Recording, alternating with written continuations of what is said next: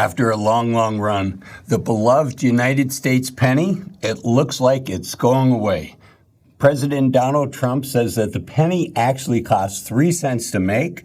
So he says, that's silly. Let's stop doing that. And so my question, and I'm sure all of your questions, is what does that mean for us? Does it mean that the penny's going to become a collectible item? Should we grab them while we can? And what does it mean for prices? And is there anything that we should be doing? So in today's video, I want to share with you a great article on this where they share some insights on questions like that. And it's from the USA Today. And the article is called, What Does the End of the Penny Mean? And here's what the experts are saying. And I know this sounds silly, but I think there's some really good nuggets of information. They say a penny for your thoughts. This is, $10 for USA's insight on this. Okay, the first question is, will pennies become more valuable if the U.S. stops making them? My thought is maybe, who knows? So, I might end up with a Ziploc baggie of pennies. But should I do this?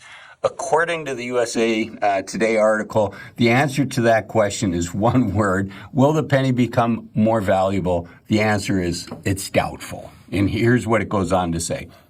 The U.S. Mint made about 3.2 billion pennies in 2024, according to its annual report.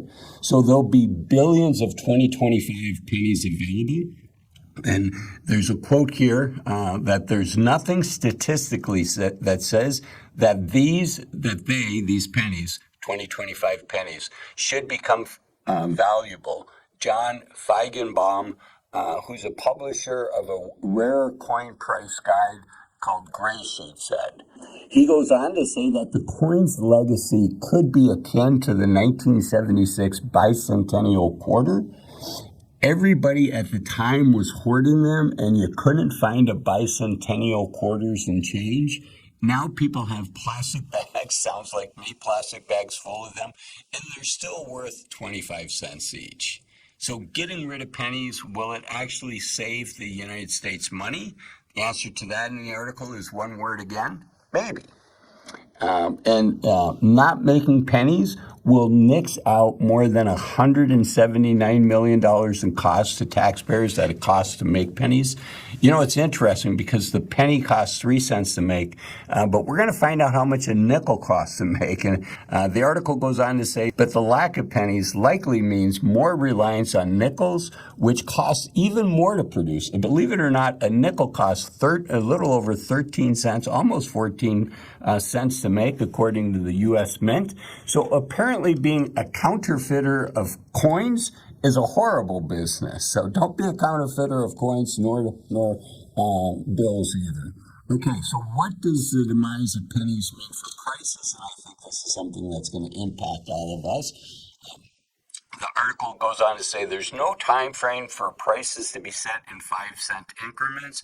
A move to change all those prices ending in 49 or 99 cents to the nearest 5 cents due to the lack of pennies, but it will likely eventually happen, says the dean of the School of Social Sciences at University of California, Irvine.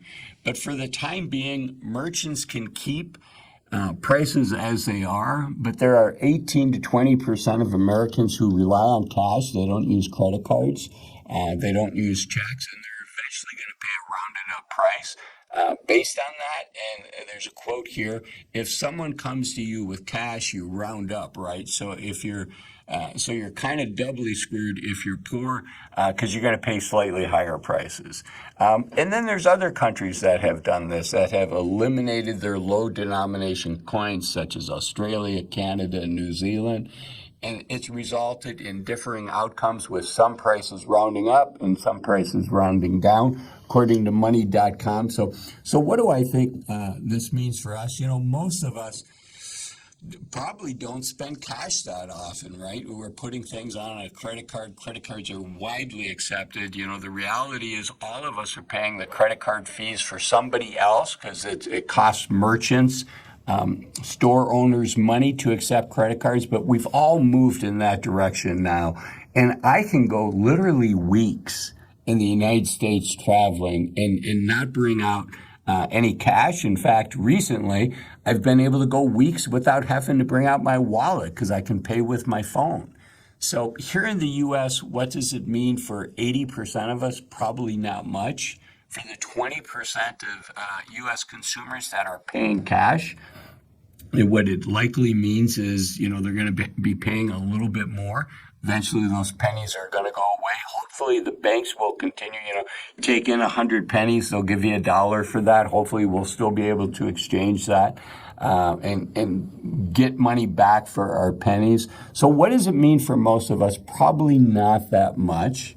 But, I do want to point out that, the U.S. and Europe are the two main economies. It sounds like Australia and Canada as well, where you don't need cash to survive. But if you've got a trip going on outside of Europe, Australia, Canada, the U.S., if you're going to South America, if you're going to Southeast Asia, those are still countries that are very much cash-based.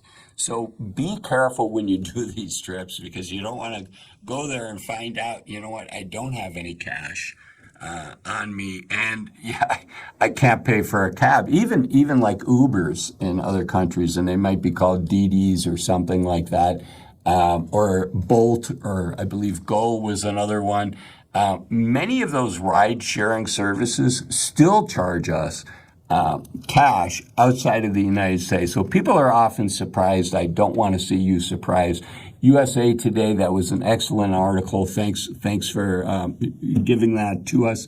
And the other thing is to have a financial plan that you can look through this. And the gold standard is to work with a financial advisor.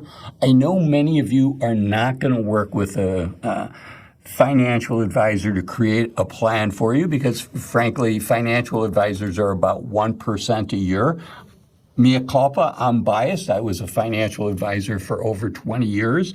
I think it's well worth that money. Just ask yourself, what's a 10% mistake going to cost you? And a 10% mistake would pay to have a financial advisor by your side for 10 years.